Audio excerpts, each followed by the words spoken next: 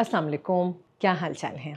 छोटी सी बात करूंगी, बहुत ही कॉमन चीज़ है, आपको पता भी होगा, लेकिन मैंने सोचा इसके ऊपर आपको थोड़ा सा मजीद आगाही दे दूं। टॉपिक है मेरा मेंस्ट्रुअल हाइजीन, यानी कि माहवारी के दिनों में सफाई सुथराई क्या रखें, क्या मिथ्स हैं, क्या मन गढ़ंत कहानियां हैं जिन पे कान नहीं धरना चाहिए।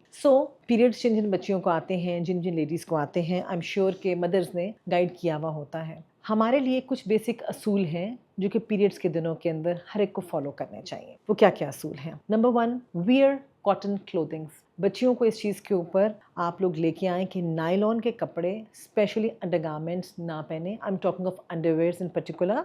कॉटन के अंडरवेयर्स पहने ताकि स्वेट वगैरह जो है वो एब्जॉर्ब कर सकें और स्मेल ना आए। नंबर 2, आपने जो पैड्स बच्चियों को जो इस्तेमाल करवाते हैं, they should be breathable and light pads. Cotton pads जो घर में बनाए जाते हैं बहुत अच्छे हैं, पतला सा उसके ऊपर गॉज का कपड़ा लगा लीजिए। और मैंने बहुत से पेशेंट्स को देखा, बड़ी समझदार माओं को देखा है कि लॉन के जिस तरह पुराने कपड़े हो जाते हैं, अच्छी तरह उनको धो के डिटॉल वाले पानी के अंदर उनको इस्त्री कर लीजिए। इस्त्री करने से ये होगा कि जरासीम वगैरह ख़त्म होते हैं और वो भी कट करके कॉटन के ऊपर लगाए जा सकते हैं। जो भी पैड्स हैं जो आप लोग यूज़ करते हैं, उनको 4 से 5 घंटे से ऊपर ना इस्तेमाल कीजिए। पैड्स को चेंज करना ज़रूरी होता है। अब डिफरेंट हम लोग के पास तबके के लोग आते हैं, कुछ लोग पैड्स यूज़ करते हैं, कुछ टैम्पॉन्स यूज़ करते हैं और कुछ मेंस्ट्रुअल कप्स यूज़ करते हैं। देखिए, ये तमाम की तमाम चीज़ें सारी ही अच्छी हैं, स्टेलाइज भी होती हैं, हाइजेनिक भी होती हैं, लेकिन हाइजीन मेंटेन करना तो हमारा अपना काम है। तो जिस तरह मैंने बताया कि बहुत लंबी देर किसी भी चीज़ को इस्तेमाल नहीं करना चाहिए, चाहे वो पैड्स हों, चाहे टैम्पॉन्स हों, चाहे वो मेंस्ट्रुअल कप्स हों। टैम्पॉन्स स्पेशली क्योंकि जिन लोगों को बहुत हैवी पीरियड्स होते हैं, टैम्पॉन्स वहाँ पे प्रॉब्लम देते हैं, फुल हो जाते हैं, डिस्कम्फर्ट करना शुरू कर देते हैं, तो उनको जल्दी चेंज करना पड़ सकता है। फिर अपने आपने हाथ धोने हैं बिफोर आप चेंज करते हैं अपने पैड्स को, और पैड्स को डिस्पोज ऑफ करने के बाद भी अपने हाथ धोइए।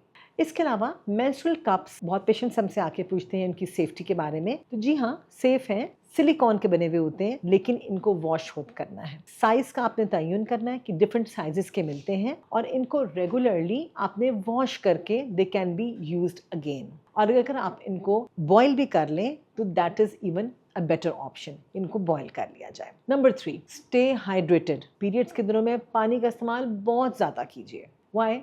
बिकॉज नेचुरली वाटर लॉस आपका हो रहा है, ब्लीडिंग के थ्रू भी हो रहा है, स्वेटिंग भी होती है। Stay hydrated. 10 से 12 ग्लास पानी पीजिएगा, आपकी स्किन भी बेहतर रहती है, you feel energetic as well, और वैसे भी आपकी हेल्थ के लिए एक बहुत इंपॉर्टेंट टिप है जो कि हर डॉक्टर आपको देंगे। इसके अलावा आपने जब भी पीरियड से शुरू होने से पहले और दरमियान में भी आप लोग सुनते होंगे कि जी नहाना नहीं है या पानी में हाथ नहीं डालना। बहुत से पेशेंट्स आके ये कहते हैं कि जी हम तो पानी में हाथ डालते हैं, ब्लीडिंग हैवी हो जाती है। अरे भाई नहीं, ऐसा कुछ नहीं होता। Take regular showers. आप अपनी हाइजीन का खुद ध्यान रखें, नहाएं, डेली नहाएं, कुछ नहीं होगा। ये भी पेशेंट्स के अंदर मन गढ़ंत कहानियां बहुत मशहूर हैं कि जी नहाने से पीरियड्स कम हो जाते हैं। बहुत से पेशेंट्स, नहाने से ताल्लुक ही नहीं ब्लीडिंग का। आप डेली नहाएं, वार्म से, ठंडे पानी से नहाएं, गर्म पानी से नहाएं, जैसे मर्जी नहाएं, नहाएं सही। पानी में भी हाथ डालने से ब्लीडिंग का कोई ताल्लुक नहीं है। फिर पेशेंट्स कहते हैं जी हम तो पीरियड्स दिनों में नापाक हो जाते हैं।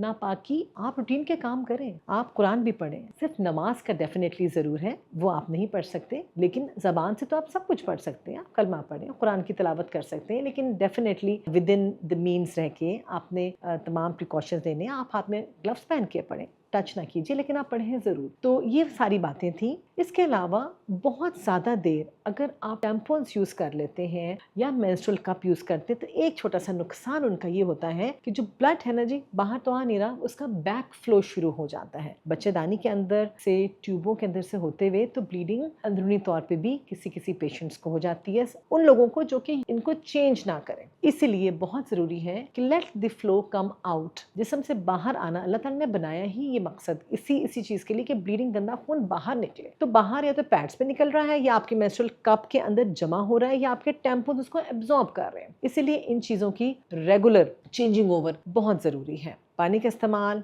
वॉशिंग हैंड्स, अपनी डाइट अपनी अच्छी रखिए। आप पीरियड्स के दौरान आप वॉक भी कर सकते हैं, एक्सरसाइजेज भी कर सकते हैं, स्विमिंग ऑफ कोर्स अगर आप कप यूज़ कर सकते हैं, but that's a separate thing. Swimming के लिए हम मना करते हैं पेशेंट्स को, लेकिन अगेन उसका ताल्लुक ब्लीडिंग से कतन नहीं है कि ब्लीडिंग वो सिर्फ नेचुरली कि जहाँ पे स्विम करना जाएंगे तो पानी गंदा हो जाएगा उस वजह से, अदरवाइज कोई और चीज़ नहीं है। फिर ब्लोटिंग बहुत से पेशेंट्स ब्लोटेड फील करते हैं। ये फील करते हैं कि जिस तरह चेस्ट भी भारी हो गया। किसी पेशेंट्स कहते हैं जी पीरियड्स के दिनों के अंदर हमें लगता है कि हमारे पेट में हवा सी भर गई। ये तमाम चीज़ें नॉर्मल हैं, इसलिए हम कहते हैं कि पानी का इस्तेमाल दबा के करें। हाँ, कुछ चीज़ें ऐसी हैं जो कि पेन किलर्स वगैरह अगर आप वो लेते हैं, जैसा आम मेफेनेमिक एसिड जो पॉन्स्टान के नाम से आता है, इससे पीरियड ज़रूर कम हो जाते हैं। तो जिन पेशेंट्स को हैवी ब्लीडिंग होती है और पेनफुल होती है उनके लिए तो ये बेहतरीन चीज़ है कि पॉन्स्टान की 2 गोली सुबह, 2 दोपहर, 2 शाम आप लेंगे तो आपकी पेन भी कम होगा और ब्लीडिंग भी कम हो जाती है। लेकिन जिनको ऑलरेडी ही पीरियड्स कम आते हैं, अगर वो पॉन्स्टान लें तो उनके बिल्कुल बहुत ही कम हो जाते हैं पीरियड्स। तो ये वो चीज़ें हैं जो कि पॉन्स्टान का आपको पता होना चाहिए, सेफ है बिल्कुल पीरियड्स में लेना। हैवी ब्लीडिंग वाले लोग जो हैं और पेनफुल जो हैं वो ये ले सकते हैं पीरियड्स का फ्लो